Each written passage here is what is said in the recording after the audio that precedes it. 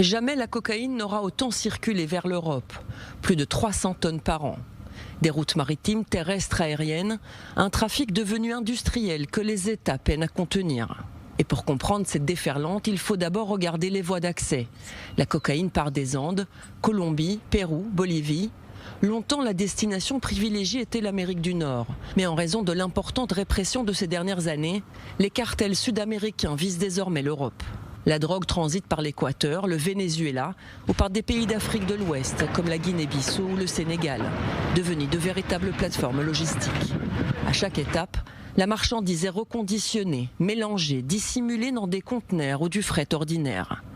Les stupéfiants peuvent être acheminés par avion via le fret caché dans les marchandises, mais aussi via des mules, ces personnes qui transportent la drogue dans leurs bagages ou en avalant des boulettes.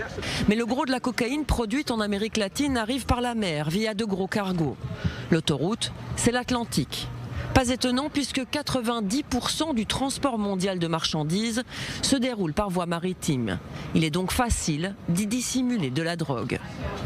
Les principaux points d'entrée sont les ports de Rotterdam aux Pays-Bas, d'Anvers en Belgique et du Havre en France. Le port d'Anvers reste toujours encore le numéro 1, je dirais, utilisé par les organisations criminelles. Ce qui ne veut pas dire qu'il n'y a pas un focus, je dirais, sur les autres ports dans l'Europe non plus. On voit quand même qu'il y a aussi des saisies très importantes qui ont la destination, un port de Le Havre en France. On regarde le port de Rotterdam aux Pays-Bas, le port de Hambourg aussi, Allemagne et les ports d'Espagne. Mais les contrôles de plus en plus fréquents poussent les trafiquants à s'adapter. Ils passent désormais aussi par des plus petits ports, comme celui de Dunkerque ou de Saint-Nazaire. Vous savez que les ports du Nord, notamment Anvers et Rotterdam, et puis dans un petit peu moindre mesure le port du Havre, ont connu des saisies spectaculaires de cocaïne ces derniers mois, ces dernières années, et ont pris de fait ces ports-là, ces structures-là, ont pris des mesures pour sécuriser leurs plateformes, sécuriser leurs ports. Par contre, nous sommes en train d'étudier la création, probablement en 2026, d'une brigade spécifiquement dédiée à la lutte contre les trafics de stupéfiants par le port de Dunkerque. Une fois sur le continent, la drogue est acheminée par la route vers les différentes zones.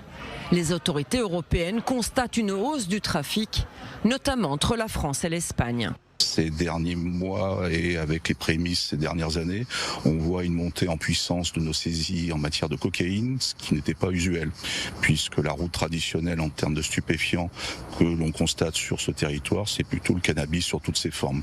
Les mesures mises en place sont insuffisantes pour arrêter ce qu'on appelle désormais le tsunami blanc en Europe. Les narcotrafiquants redoublent de créativité pour faire entrer la drogue sur le continent. Ils utilisent même des sous-marins, comme ici au Portugal.